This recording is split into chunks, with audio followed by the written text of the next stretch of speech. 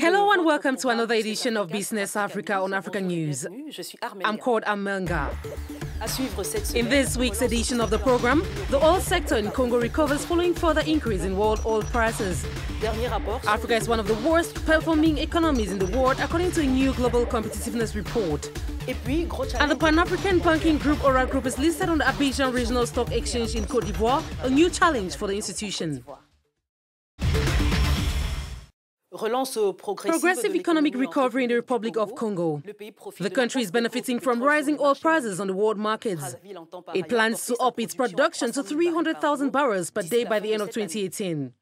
The Congolese government's objective is to boost the black gold sector, which is the foundation of the national economy. Report by Cedric Serosolo and Claudia Sono.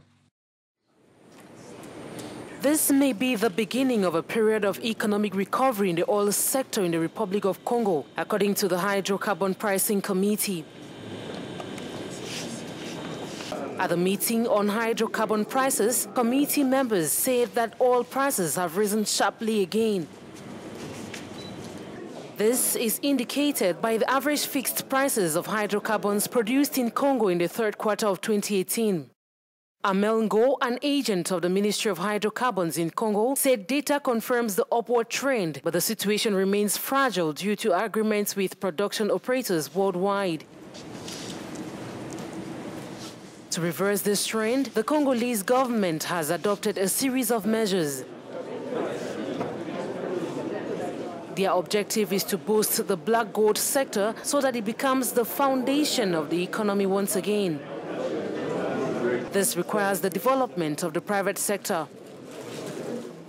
Dans le cadre de la promotion du privé national. As part of the promotion of the national private sector, the government has just published 7 decrees and 2 orders, which aim to make the oil sector more attractive and also encourage national private companies to take an interest in downstream oil activities.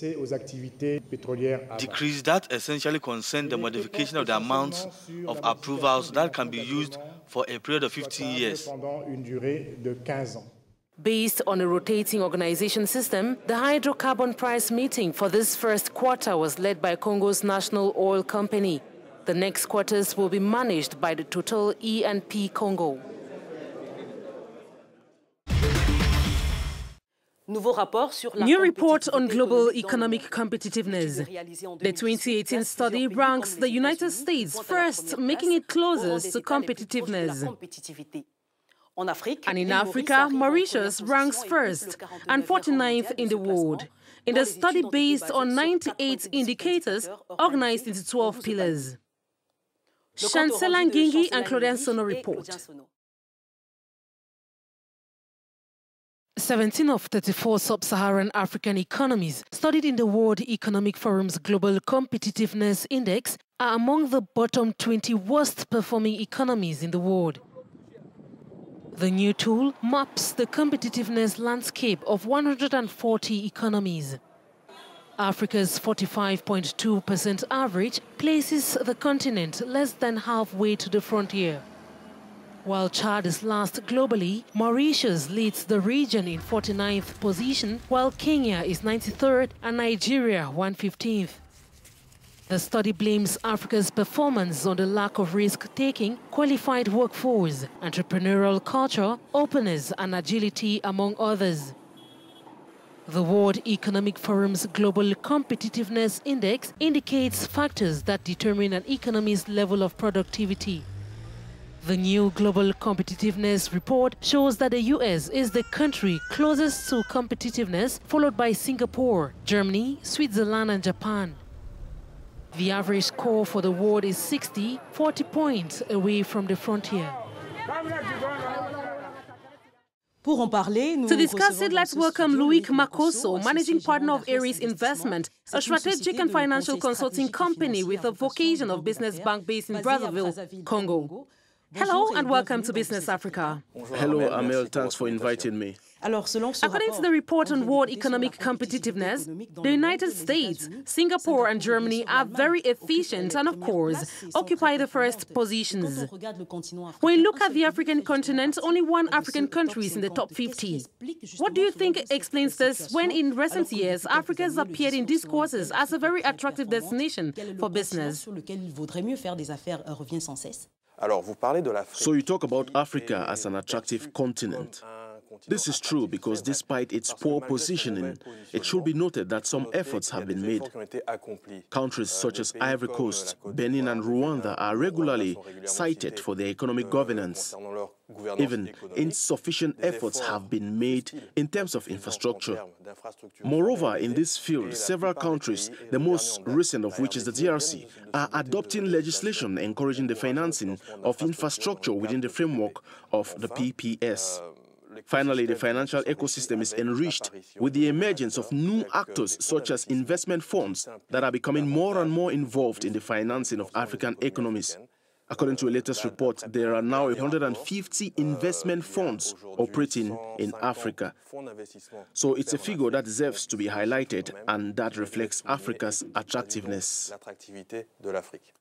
Mauritius occupies 49th position. It is a country that does not remind us of a bonus on board, but rather remains almost silent. What makes this country so competitive, and how does it make a difference compared to other African countries?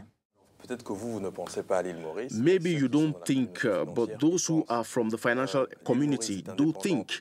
Mauritania has been independent since 1961, and it is one of the most dynamic economies in Africa, if not the most dynamic, with an average growth rate of 5% per year since its independence. So Mauritania's economic development strategy has focused on attracting foreign investments, developing its financial system, but also developing the ICT sector, for example.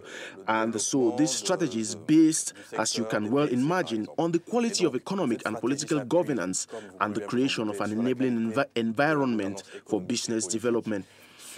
And so Mauritania is regularly cited for its environment code and its tax system, which is attractive enough for all companies, or at least the largest ones, set up shops there. Finally, Mauritania has made efforts with regard to its human capital. Moreover, there is a World Bank report that was published during the last General Assembly held in Bali, and which mentions that Mauritania and Seychelles are among the leading powers in terms of HCI, which is the new indicator to measure human development. African economies, at least some of them, seem to be moving away from the openness and inclusion professed by many experts. To what do we attribute this, and how can we reverse this trend? So, you know, it is in times of crisis to rely on custom policy or taxation precisely to generate additional income.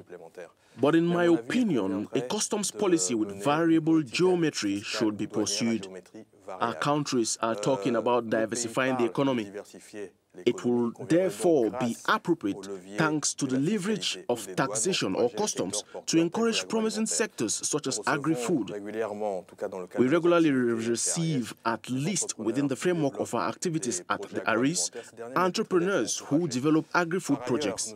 The latter should be encouraged. In addition, we support clients who are developing investment projects in other sectors and for whom it is necessary to import vehicles, for example. And so, as custom policy that would encourage local production and at the same time make it possible to import goods that we do not produce is to be welcome. So with regards to the economic inclusion you mentioned recently, it was signed, I believe, in June or July, an agreement on an economic free trade area. This agreement reflects the willingness of African states to work together.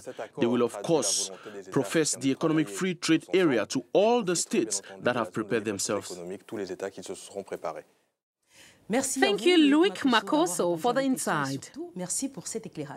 I want to thank you. Loïc MACKOSSO is managing partner of Aries Investissement, a strategic and financial advisory firm specialized in business banking in Brazzaville, Congo.